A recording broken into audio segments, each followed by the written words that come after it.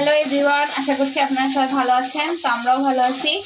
আজকে হচ্ছে আমার হাজব্যান্ডের ছুটি অফিস, তো সকালবেলা মাছ মাংস সব আনছে। যে দেশি মুরগি এটা কেটে রেখেছি, এখন এটাই রান্না করব। মশলা দিয়ে সব কষানো হয়ে গেছে, এখন মাংসটা দিব। মশলাটা ভালো করে কষাই নিচ্ছি।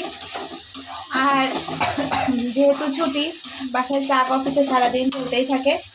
দুধ বসাইছি, কফি বানাবো তার জন্য। তো আপনারা দেখতে থাকুন স্পেশাল কফি। মশলাটা ভালো করে কষানো হয়ে গেছে, এখন এই যে মাংসগুলো দিয়ে দিয়েছি, ভালো করে নেড়ে নিচ্ছি। দেখতেই পাচ্ছেন ওয়েদারটা কি সুন্দর সুন্দর, রোদ উঠছে, ঝলমলা রোদ। কিন্তু সমস্যা হচ্ছে বাতাসের কারণে আমার জানলাটা বন্ধ করে রান্না করতে হয়। তো আমি এখানে নুন আর হলুদ দিয়ে দিব।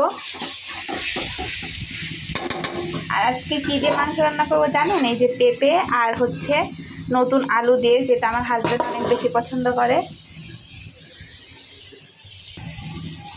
পরিমাণ মতো হলুদের গুঁড়া,